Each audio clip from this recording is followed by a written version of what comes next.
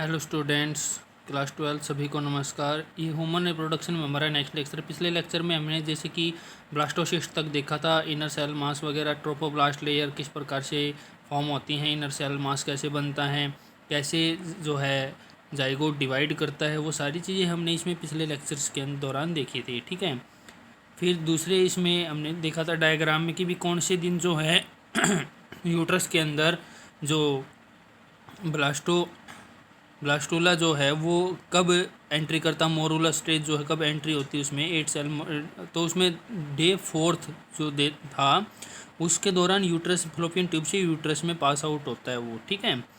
ठीक है, तो ये सारी चीज़ें हमने देखी थी डे बाय डे, और किस प्रकार से जोना पेलोसिडा लेयर कब तक होती है, कब तक वो फिर बाद में कैसे डिजनरेट हो जाती है, वो भी हमने इसमें पिछले लेक्चर के दौरान हमने देखा था। ठीक है। ठीक है, पिछले लेक्चर में ये देखा था हमने। और फिर इसमें हमने जैसे कि प्लेसेंटा जो है वो देखा था कि उसमें किस प्रकार से वो डेसिडुआ जैसे कि किस प्रकार से एंडोमेट्रियम लेयर के अंदर धसा हुआ होता है, फिर एम्बिलिकल कोड किस प्रकार से अरेंज होती है, प्लेसेंटा किस प्रकार की फॉर्मेशन होती है। ठीक है, ये सारी चीज़ें हम उसके अंदर स्टडी किए थे। तो आज हम बात करते हैं कि जैसे क्या होता है कि इमीडिएटली आफ्टर इम्प्लांटेशन के तुरंत बाद जो है इनर सेल मास जो एम्ब्रियो है वो डिफरेंशिएट होना शुरू हो जाता है। देखो, इम्प्लांटेशन हो गया भाई, प्लेसेंटा फॉर्मेशन होनी स्टार्ट हो गई, एंडोमेट्रियम लेयर जो है प्लेसेंटा फॉर्मेशन कर देगा स्टार्ट। ठीक है, लेकिन जो इनर सेल मास है जो अंदर की तरफ है जो जो जैसे कि हमने देखा था कि उसमें ब्लास्टोसिस्ट में क्या था, एक तरफ तो ब्लास्टोसिल कैविटी थी, ठीक है, और दूसरी तरफ इनर सेल मास था और बाहर ट्रोफोब्लास्ट की लेयर थी। तो इनर सेल मास जो है एम्ब्रियो जो है वो डिफरेंशिएट होना शुरू हो जाएगा और वो क्या बनाएगा, वो जर्म लेयर बनानी शुरू कर देगा। तो मैंने आपको बता भी रखे हैं, 11th क्लास में भी बताया था आपको कि जर्म लेयर 3 होते हैं, एक्टोड्रम, मिजोड्रम, एंडोड्रम। ठीक है, तो इसमें जिसमें सिलोमेटिक कैविटी भी बताई थी मैंने, तो ये सिलोमेट होते हैं, इनके अंदर जैसे कि सिलोम पाया जाता है। और दूसरी बात जो है इसमें इनर सेल मास जो है वो किस प्रकार से पहले बनाएगा, आउटर लेयर एक्टोड्रम बनाएगा, फिर उसके बाद इनर लेयर बनाएगा एंडोड्रम, और मिजोड्रम जो है इन दोनों के बीच में फिर जल्दी ही मतलब उसमें बनना शुरू हो जाएगा, फॉर्म होना शुरू हो जाएगा मिजोड्रम, किसके बीच बीच में, एक्टोड्रम और एंडोड्रम के बीच में। ठीक है, ये तीनों लेयर जो हैं ये पर्याप्त, जो तीनों जर्म लेयर हैं आपके एक्टोड्रम, मिजोड्रम एंड एंडोड्रम, ये तीनों ऑर्गेन सक्षम होते हैं, तीनों जर्म लेयर सक्षम होते हैं कि प्रत्येक ऑर्गेन की फॉर्मेशन कर सकें।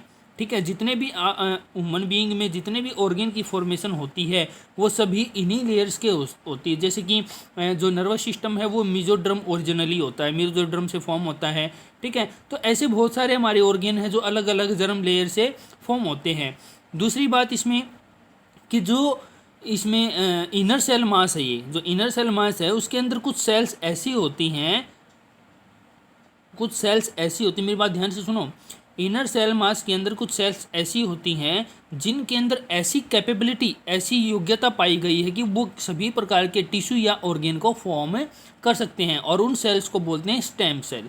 क्या बोलते हैं उन सेल को, स्टेम सेल। तो साइंटिस्ट ये भी करते हैं कि ये स्टेम सेल कई बार प्लेसेंटा में पाई जाती हैं, तो जो प्लेसेंटा है उसको कई बार प्रिजर्व कर लिया जाता है ताकि उसमें से स्टेम सेल ले सकें और स्टेम सेल से कोई ना कोई ऑर्गेन की फॉर्मेशन करा सकें। ठीक है, फिर देखो अब आगे बात करते हैं गैस्ट्रुलेशन के। तो मैं स्टार्टिंग से बता रहा हूँ, जैसे जाइगोट बन गया था, जाइगोट से मोरूला बना, मोरूला से ब्लास्टोसिस्ट बना, ब्लास्टोसिस्ट में क्या बना था, ट्रोपोब्लास्ट लेयर बाहर थी, अंदर इनर सेल मास और ब्लास्टोसील कैविटी थी। उसके बाद बनेगा गैस्ट्रूला, उसके बाद जो स्ट्रक्चर बनेगा उसको हम गैस्ट्रोला बोलेंगे और इस प्रोसेस को हम बोलते हैं गैस्ट्रुलेशन। अब इसमें गैस्ट्रोला क्या होता है, एक्चुअल में मैं आपको क्लियरली बता दूं इसमें कि ब्लास्टोसिस्ट जैसे ही इम्प्लांट हुआ था उसके तुरंत बाद जो इनर सेल मास है वो डिफरेंशिएट होना शुरू हो गया था, किसमें, जर्म लेयर्स में। तो जर्म लेयर्स की जो फॉर्मेशन है उसी को हम गैस्ट्रुलेशन बोलते हैं।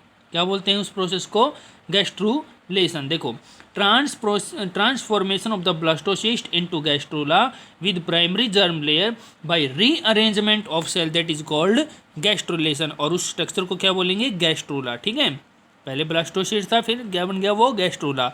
अब इसमें मॉर्फोजेनेटिक मूवमेंट जो है वो क्लियरली दिखाई देंगी गैस्ट्रूला, मतलब इसमें गैस्ट्रूला के अंदर हमें क्या दिखाई देगा, उसमें जर्म लेयर क्लियर फॉर्मेशन दिखाई देगी। ठीक है, देखिए किस प्रकार से, देखिए ऊपर वाला देखिए, इसमें ब्लास्टोसील कैविटी वाइट कलर की दिखाई दे रही है, ठीक है, ब्लास्टोसील कैविटी। फिर इसमें देखो बाहर जो लेयर बनने शुरू हो गए, ब्लास्टूला जो स्टेज है उसमें, ठीक है। और फिर धीरे धीरे जैसे आर्केंट्रॉन क्या बन गई, एक जो कैविटी थी ना ब्लास्टोसील कैविटी, वो किस में कन्वर्ट हो गई, आर्केंट्रॉन में, ठीक है। और जो ये लेयर बनने शुरू हो गए, जैसे कि एक्टोड्रम है बाहर, एंडोड्रम है अंदर, और फिर ब्लास्टोपोर, अर्ली गैस्ट्रूला, गैस्ट्रुलेशन।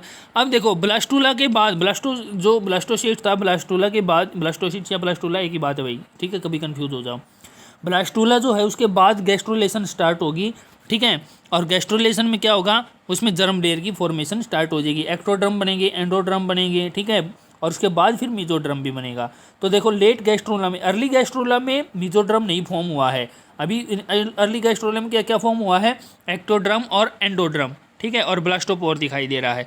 जबकि जो लेट गैस्ट्रोला है उसमें मीजोड्रम भी फॉर्म हो गया है, एक्टोड्रम भी और एंडोड्रम भी, ठीक है। और देखो इसने कैसा स्ट्रक्चर ले लिया, एक ट्यूब लाइक स्ट्रक्चर ले लिया, तो ये ऑर्गेन फॉर्मेशन के लिए रिस्पॉन्सिबल होता है।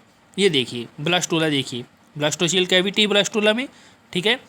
और गैस्ट्रूला में ब्लास्टोसील कैविटी धीरे धीरे रिड्यूस हो रही है, ठीक है।